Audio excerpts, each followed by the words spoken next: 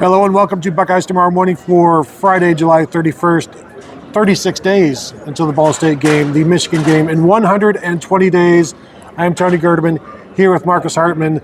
We are presented by Jeff Ruby's Columbus, proudly offering nationally acclaimed USDA prime steaks, seafood and sushi, impeccable service, live entertainment, and attention to detail that is simply unmatched. Go to jeffruby.com/Columbus to check out the menu and make a reservation today. Marcus, Day 3 here at Big Ten Media Days, we have wrapped up talking with the Michigan contingent, particularly Kyle Whittingham. And boy, he does not hate Ryan Day and doesn't see hate as necessary in this rivalry. Who does he think he is? I know, right? Well, I thought it was interesting. I'm still deciding exactly what I thought about everything, but because I could kind of see, I used to have a theory that Michigan didn't take the rivalry seriously enough. Obviously, then you had the big deal with Jim Harbaugh making it, basically ripping off all the things that Jim Tressel did and making it a daily thing. Right. It sounds like that is most definitely not what they're doing now under Whittingham. So we'll see if that is a good thing or a bad thing, I guess, when we get into November, because he did say, there's you've got to worry about the other 11 games first, and he said about both Ohio State and Michigan State, you don't want to overdo it with a rivalry because there will be diminishing returns. And that might be something that sounds correct unless you have paid close attention to this rivalry, in which case I think it's typically not been correct. So we'll see. So I'm just right now, that's kind of running through my brain, how that might turn out. Well, I think when you're winning it, whatever you're doing is correct. That's true. When you're losing, whatever you're doing, you've done too much. You've wound your team up too much, or you have made them not care enough. I think what the difference here with Kyle Whittingham is he has no ill will yet towards Ohio State, and the only thing he knows about it is from Urban Meyer, and of course everybody knows about it, but he's not been inculcated, he's not been in it. Have something go poorly, and I bet I'll start having a little hate in his heart. Yeah, I don't, and that part maybe I don't. You can maybe get around, and some people really don't like the hate word anyway. But kind of two things with that. One, I think we'll talk about it. The respect is a good thing, and they talked about that coming back, and that's a positive.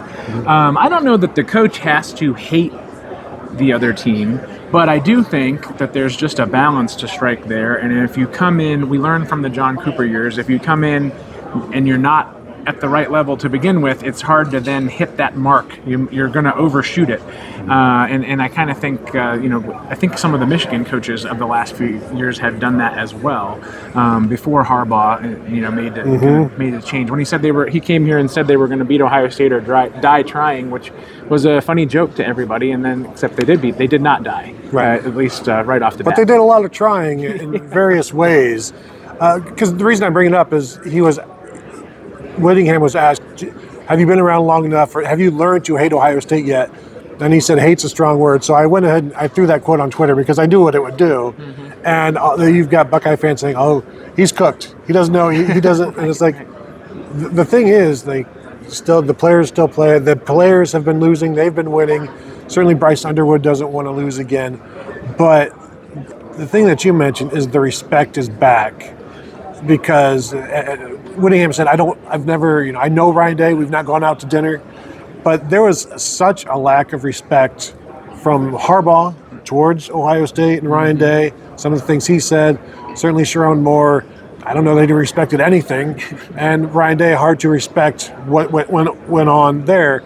And now that's gone, and that's one of the things that Whittingham said, that they can move on because it was the adults that were doing the bad stuff, not the kids. Yeah. So I think you've got an opportunity to be a nice, clean, physical rival again, perhaps? Yeah, I think so. And there were some moments of nastiness with the players, but I tend to agree it was pretty much caused by the coaches. Because it's, again, they're young guys. There's different things. Sometimes you say things and what you actually do in real life, and sometimes the coach has to explain those things to them because it's nice. You say, oh yeah, let's go get into a fight or something like that. That'll be cool and we'll be tough. But no, you really don't want to do that, especially frequently.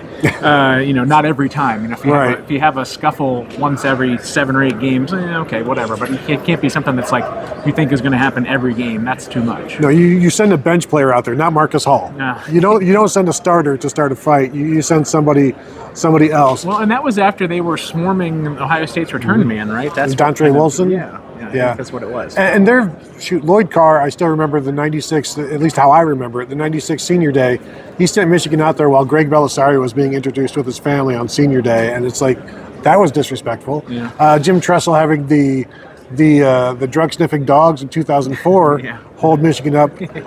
That's just safety. That's just a safety concern, basically. But what did you make of Kyle Whittingham saying, I don't know if you were there or not, when they got to Michigan, he was pretty shocked at how underperforming they were in terms of strength levels, and they've worked on getting that, but basically the team failing all of these strength metrics is pretty alarming. Yeah, I was there for that. That was pretty interesting. He even said, we had all these like long, tall, good-looking athletes, but they all were lacking in the strength benchmarks we thought they should be at. So, that was definitely interesting, and I'm willing to believe that. That's not an unusual thing that a coach will come in and whip guys into shape. From best that summers standpoint. ever, best off season ever. Right. Yeah, And I think for sure, if you watched Michigan, they were definitely lacking something physically last year. Sometimes there can be multiple, or there's different ways that can come about. But so I'm willing to believe that wasn't just coach speak.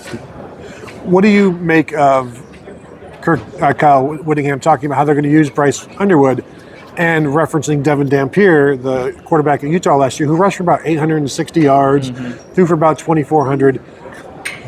They've got a big quality athlete at quarterback who's big and strong, but 800 yards rushing seems like that's going to be hard to do, or if it is, overdoing it. Yeah, no, I don't know what Bryce Underwood's thoughts on it are. He may have been asked, but I thought Whittingham, it was definitely, there was no equivocation to it. He said in college football, the quarterback has to run, and it wasn't even just like, he has to be able to scramble. I mean, he meant like the quarterback run game is part of the offense. So that was definitely interesting.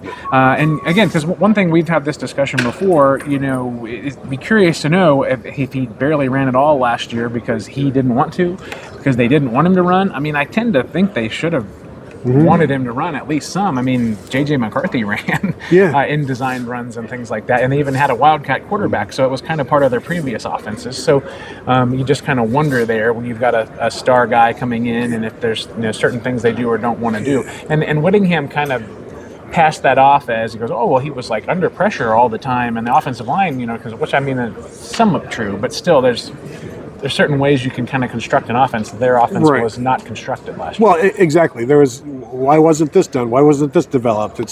Take a look at what's going on, and you start to get a clearer picture. Defensively, mentioned Rod Moore, who we've not seen the last couple of years at safety. Said he's fully go. Said he feels better than he has in a long time, and which is a relative term because he's been out the last 2 years. Him back there. Another safety that they got from Bracey, I think Bracey Carter was the name, but transferred in from Memphis, who said those are their top 2 guys, and Chris Bracey, and Rod Moore. Are any concerns there? I mean, Ohio State's bringing in a safety who didn't play last year, but your top 2 guys, one from small school, one has been out for 2 years as your last line of defense. Any thoughts on that? With Moore, I honestly just assumed he was completely out of eligibility, so I didn't. Because I think this will be his 6th year. It might be. So because he was, around in 22 and 23 for sure. So at any rate, you've got to wonder. That happens with guys where you have those knee injuries that are kind of recurring, and it's hard to stay healthy, or even whatever your 100% is. And it's not like he was an absolute physical specimen to begin with. I mean, he was obviously plenty athletic enough to be a major college football safety, but he wasn't Rod Woodson or anything like that. He's not Ernest Shazer. So that's interesting to see. It'd be interesting to see how some of those things come together. I know they've got a handful of transfers. I don't think that they overdid it, but they've got a few guys, these Utah guys too, that are looked at that'll be probably be useful players for them, and then we'll kind of see how it shakes out. Yeah, some of those Utah guys, J.J. Buchanan, slot receiver / tight end, 6'3", 215, fast. John Henry Daly, the defensive end who had like 16 and a half tackles for loss last year. Still coming off of an Achilles injury, though, so we'll see how that goes. Anything that you picked up that you want to throw out there? Anything that we haven't covered? Well, I mean, he was definitely, and again, it's July and August, so these are the kinds of things that are said. But I mean, when I was over there, I was there for the beginning and the end, and then I went to another interview in between. He was very much effusive about the offensive line. He said he wants to have 10 offensive linemen who can play, which is a lot, I think, in college football these days. And they're looking for, they feel like these guys have developed some strength. They've got a lot of athletes. He compared a couple of guys to, guys they just had at Utah who were first-round picks. So obviously that's where it starts. I mean, he said that too, it starts at the line of scrimmage and those things. And those are the things to say, but it'll be curious to see just how those things transfer, because obviously they did not get it done on the line of scrimmage last year, especially against Ohio State, but really in any of the games that mattered. So that's a good place to start building them. My thing with Michigan is, what will the skill guys be like in the long run, but on both sides of the ball, because that's where they've kind of lacked here a lot more often than not in the last 20 years when they weren't good. And even actually some of their good teams didn't have great skill players either. So it'd be interesting to see how that all shakes out. I mean, if you can revamp the lines, and then what else have you got behind them? Well, and he said Jordan Marshall, running back, is obviously their number one. I already said Savion Hyder, the freshman, is their number two. I don't recall him talking anything about, nobody asked about Andrew Marsh, receiver, or Jamie French, the transfer from Texas. So, yeah, there are some questions there.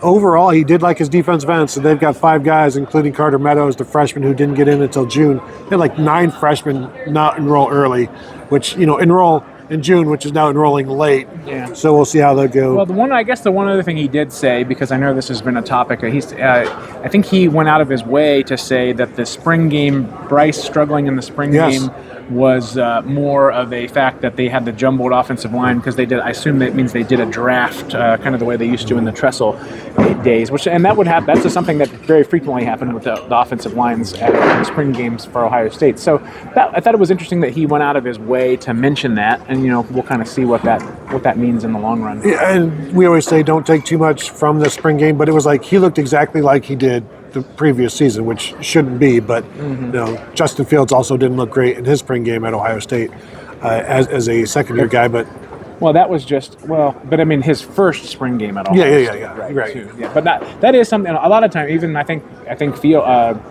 C.J. Stroud had a meh spring game, but who else had meh spring games? Kyle McCord and Devin Brown. There you go. And look what happened there. Sometimes it does matter. There you go. Great way to end the show. We are now wrapped up from Big Ten Media Days in Chicago, and we can now soon head home. But we do want to thank you all for tuning in, and as always, thank Jeff Ruby's Steakhouse for sponsoring the show, sponsoring the program. And of course, if you all would like to find us, you can find us at BuckeyeInsiders.com. Would love to see you there. Supporting us there is the best way to support us, actually. Signing up there is the best way to support us. Would love to see you there. And that will do it from here. Thank you all for tuning in, and we will talk to you all later.